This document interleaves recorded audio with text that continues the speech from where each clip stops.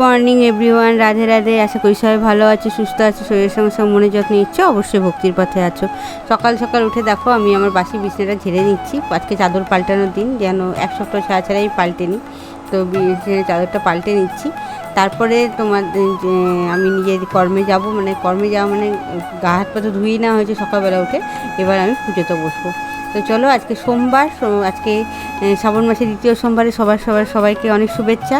সবাই আশা করি মহাদেবের পুজো করছো। আর এই মাসটা আমি নিরামিষ খাচ্ছি। এই মাসে আমি চতুর্মাসে নিরামিষ খাবো, কিন্তু এই মাসটা মানে সোমবার করে আমি কোনো অন্ন গ্রহণ করছি না। তো যাই হোক, যতটুকু পাচ্ছি আমি করছি। তোমরা কারা কারা করছো অবশ্যই আমাকে জানাবে।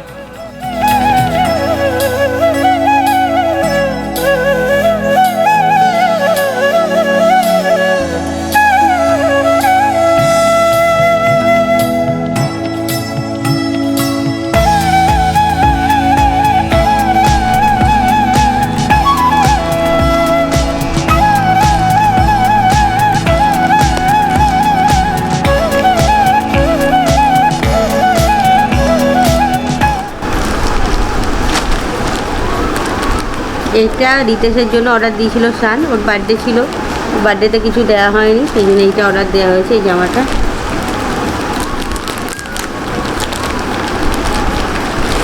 মানে গেঞ্জি, টি শার্টটা বেশ ভালো।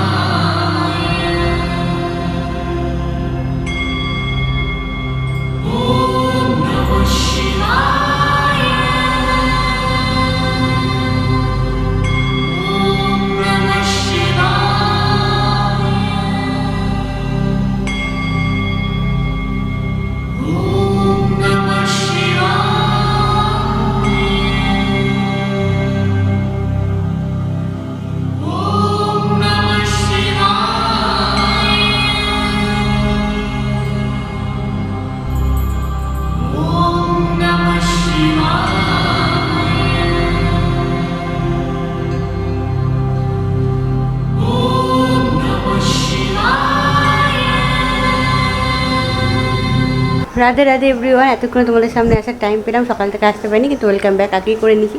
আশা করি সবাই ভালো আছো, সুস্থ আছো, শরীরের সঙ্গে সঙ্গে মনের যত্ন নিচ্ছ। অবশ্যই ভক্তির পথে আসো, ভক্তির পথে এলেই মনের যত্নটা নিয়ে নেওয়া হয়, সেটার জন্য আলাদা করে টাইম বের করতে হয় না। আজকে সকাল সকাল যখন আমি দর্শন আরতি দেখছি তখন দেখছি ইস্কনে রাধারানীকে পরেছি ব্লু আর তোমার রানী কালারের একটা ড্রেস, আর মাধবকে পরেছি অরেঞ্জ কালারের ড্রেস। অ্যাজ ইউজুয়াল আমি আমার সন্দেশকে আর মিঠাইকে ওরকম ড্রেস পরানোর চেষ্টা করেছি এবং একটা বড় দেখে গোলাপ মাথায় দিয়েছি, যেটা দেখতে খুব মিষ্টি লাগছে।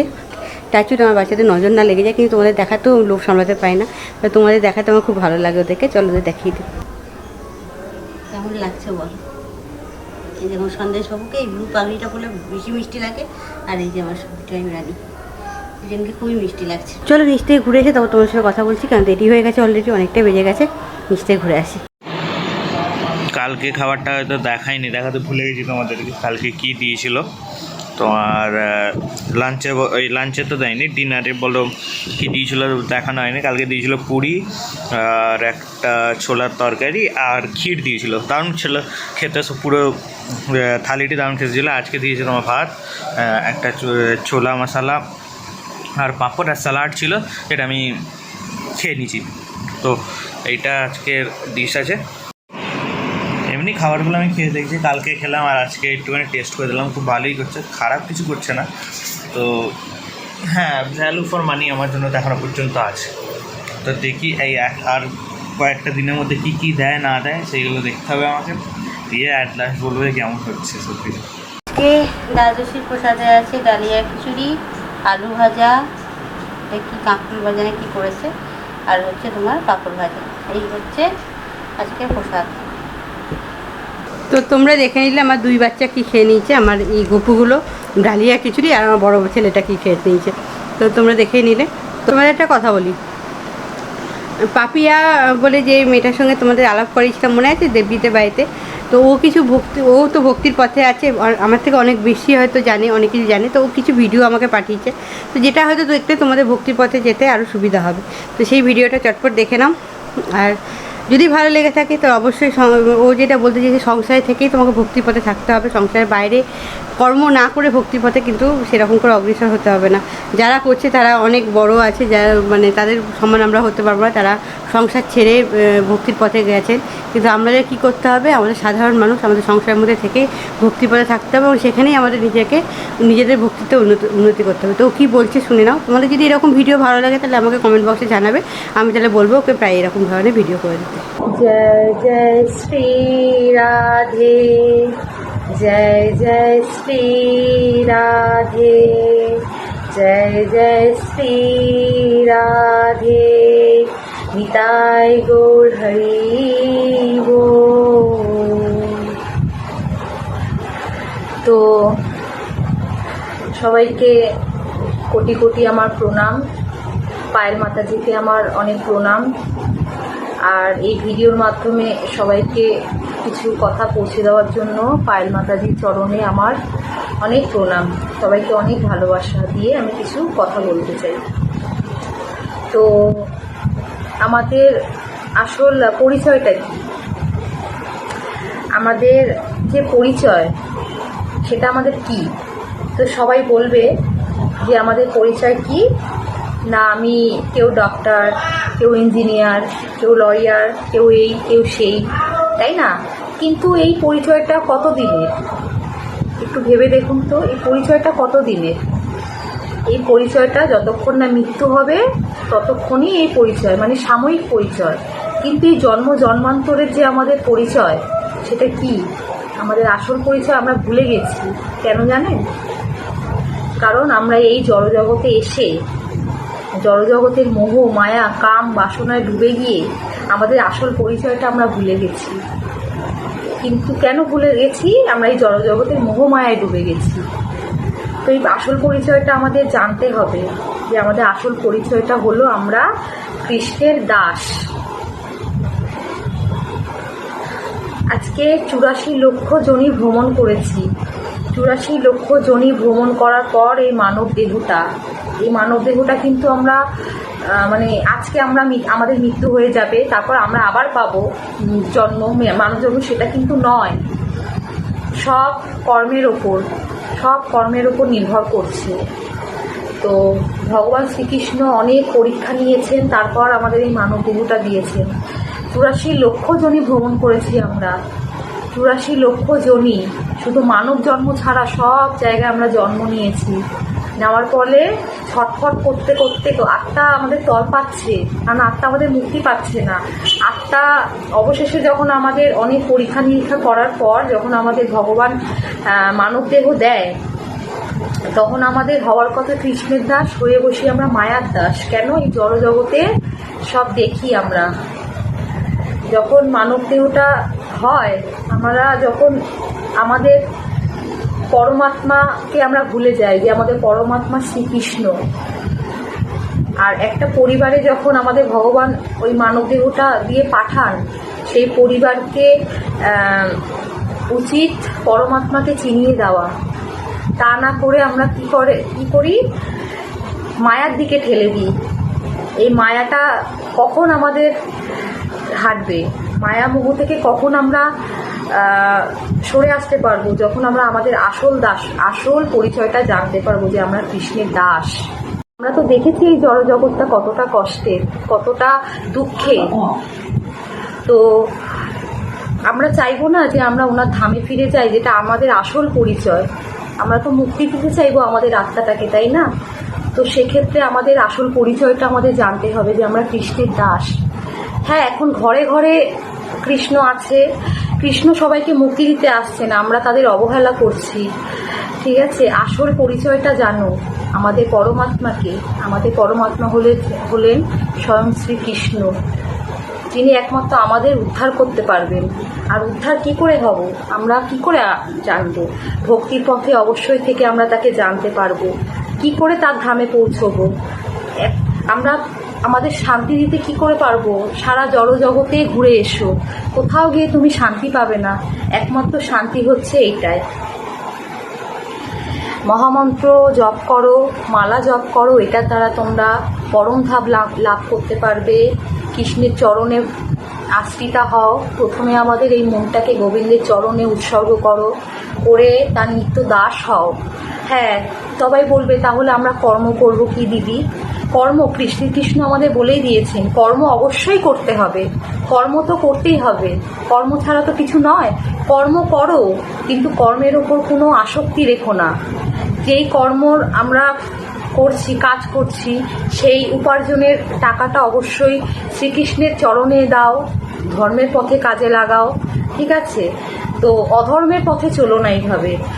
অধর্ম আমরা অনেকেই করছি, তো ধর্ম আমরা কি করে জানবো? আমরা প্রত্যেকে অজ্ঞানে চলছি। পৃথিবীতে সব অসৎসঙ্গ, অসৎসঙ্গ মানে অজ্ঞানের সঙ্গ, অজ্ঞান সবাই।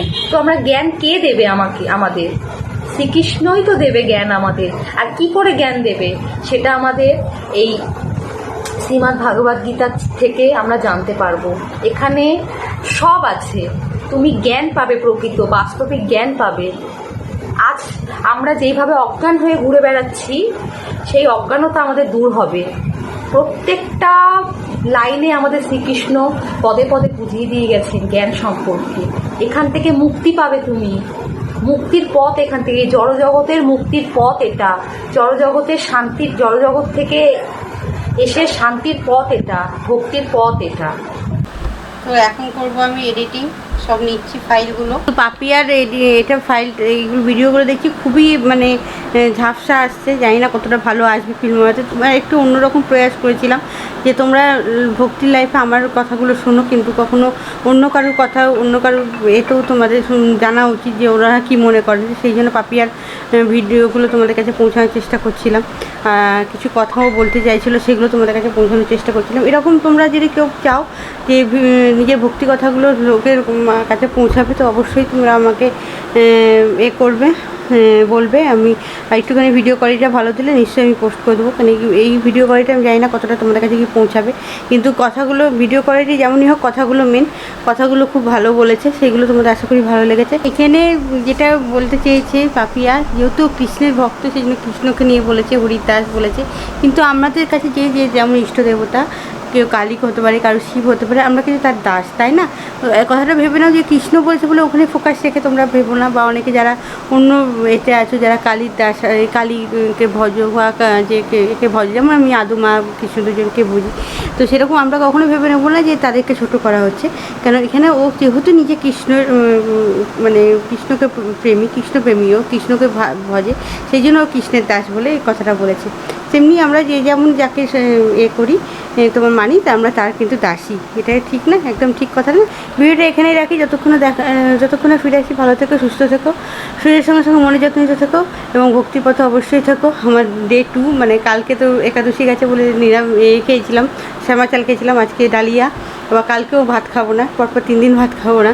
তো জানি না শরীরটা পেটটা কতটা সাথ দেবে এবং কত শরীরটাতে সাথ দেবে, তাও চেষ্টা করছি। যদি ওনাদের আশীর্বাদ থাকে তো সব ভালো হয়ে যাবে। আর সকালটা তো দেখলে শিব পুজো দিয়ে শুরু করেছিলাম। তো দেখাচ্ছি অন্য কোনো ভিডিওতে, অন্য কোনো লাইভ হতে। Love you.